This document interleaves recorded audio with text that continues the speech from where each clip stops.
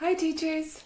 So today in this video I'm just going to show you a few different things to help you teach your preschoolers their way around the keyboard. So with our students that are 9 and over, with our older students, we kind of take this for granted. We don't really need to teach them about the groups of black keys and how to find the keys. We need to tell them, but then they'll figure it out for themselves. So, but with preschoolers especially, I mean, when you're talking about 3 and 4-year-olds, they really need a lot of help to figure this out. And this is what's going to allow them to get started on the piano. So if they haven't got this, if they hadn't grasped it, it's not going to happen. You're not going to help them to do anything. They're not going to be able to play any songs if they can't find their way around. So I've prepared 4 different activities to show you. And each one of these, they're sort of in a progressive order. So I'm going to start with the very beginning. I do this at the first lesson to teach the preschoolers about the groups of 2 and 3 black keys. So this is what I call build a keyboard, or the keyboard builder most of the time. So all this consists of is these cards. Hopefully you'll see them with the angle I have. So these are cards with 2 black keys and 3 black keys. And what we do is we lay these out on the ground.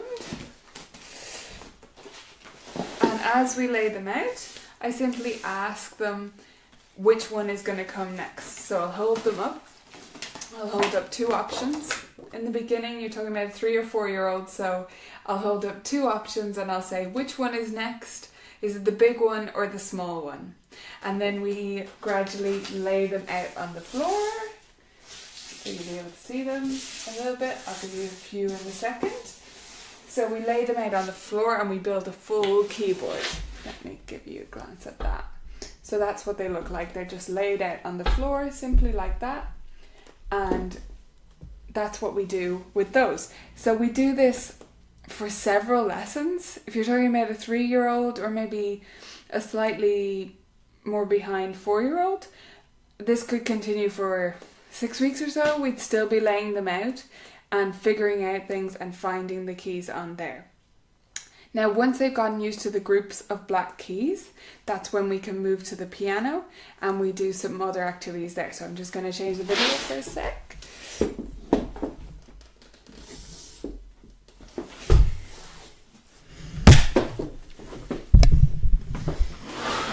Okay, so adjustments made. I'm off the floor, which I do spend a lot of my time with preschoolers on the floor.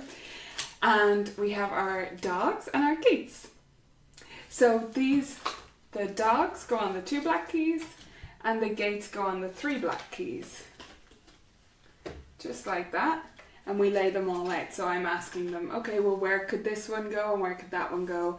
And as they develop more and learn more about it, I'll be saying, okay, can you find a high up dog and a low down dog? And that will develop over several lessons. So once they've got all those laid out, I go to my next tool, and my next tool is these little fuzzies.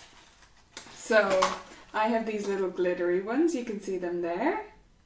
And the first key that we always find with preschoolers is the D. So we've got our dogs and gates laid out there, and we want to find the D, which lives in the middle of the dog. It doesn't matter that if they don't know the dog begins with D, it's just a handy trick for later. So we find all the D keys by placing the little fuzzies in between the black keys like that. And then once they get used to that, that's when we'll start finding the Fs as well. That's the next key I choose. Mostly just to have another key and one that's under the 3 black keys, and I think you just need to make a choice. The F is good because it means if they start from there, they're going forward to G and they're getting the turn in the alphabet, as it were. So once they can find D's and F's with the dogs and gates there, I'll be asking them to do it without it. And once they can find them without it and they're successfully doing that, I have a preschooler who's just started being able to do this now. He started a few weeks ago. Then I'll lend them some of my fuzzies. So I happen to have these little boxes, so I'll lend them a pack of fuzzies. They take them home, whichever is their favorite color usually. They take them home and they practice finding all the D's and all the F's. Obviously they need a parent to encourage them to do this and to help them along and say, okay, now we're going to find the F's. And once they're doing that regularly, they'll, at home, at least a couple of times a week, finding all the D's and then all the F's. Then they should reliably be able to find them without the fuzzies, and they get rid of that crutch eventually. So with the 3 and 4-year-old crowd, you're really taking it step by step and you're constantly reinforcing that learning. So if you're not used to working with this age, you're going to find that preschoolers just take way more repetition than you're used to, but they also need to change activities quickly. So you'll be hopping between different things, but then to keep the preschooler learning, they need to repeat those activities again and again. So after the fuzzies, once they're comfortable with the fuzzies, the next level in my book is the little eraser zoos. It's very bright, so you probably can't see them that clearly.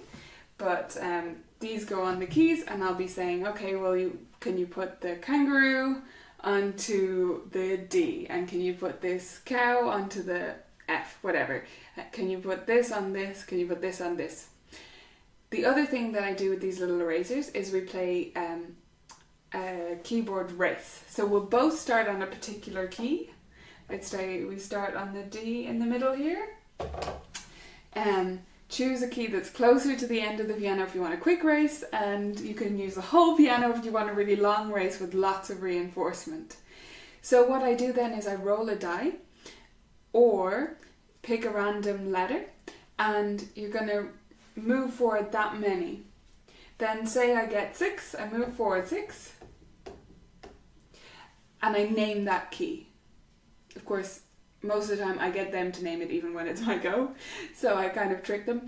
But they have to name all the keys as they're going, so they're constantly reinforcing that music alphabet, practicing going forwards and backwards and moving from the F and from the D, which they know, to keys that they don't know, so that they can quickly figure them out. The more times they do that, the better. But just like with landmark notes, we start with just that D and F. Those are the ones they have to know, and then from there they can learn the rest of them.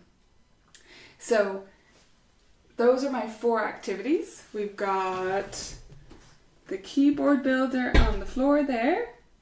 Tons of time on the floor with preschoolers. You've got the dogs and gates, which go on the 2 and 3 black keys. Then you've got the little fuzzies, which I use to find D's and F's. And then we've got the animals, which we use to find random different keys and also to play keyword races, which are a lot of fun. You want everything to be a game. Like all of those things, you can call them games.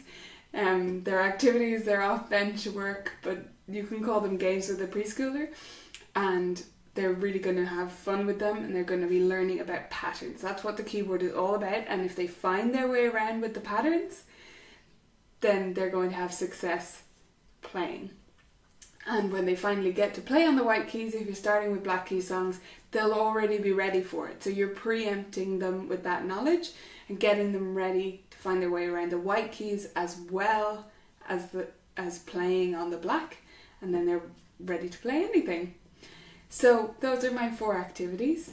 If you're wanting more stuff to do with preschoolers, you may have heard that the Upbeat Piano Teachers just released a set of webinars all about preschoolers. So I've watched all of them. They're fantastic. I'm one of the guests, but there's tons of other guests as well, and everyone has a unique perspective. It's really interesting seeing into different teachers' studios and getting a feel for how they teach preschoolers, their style, whether they do groups or partners like me, or whatever different style they use, the different curriculums. You're getting a real feel for the broad range of what you can do with this age bracket. And if you do teach preschoolers, there's a lot more opportunity to teach during the day, to teach different, to stand out from teachers in your area, to teach a different demographic that maybe no one around you is teaching, and to be more competitive. So it's really wonderful if you can get involved with this age, and they're a ton of fun. They're so much fun. I love them. So my preschooler lessons are just full of laughter.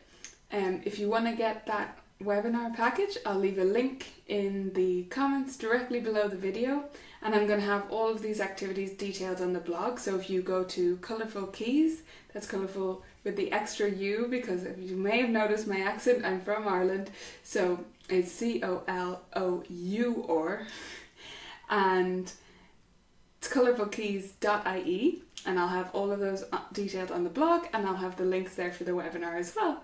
I hope you enjoyed those activities and it gives you some inspiration for your youngest students. Happy teaching! Bye!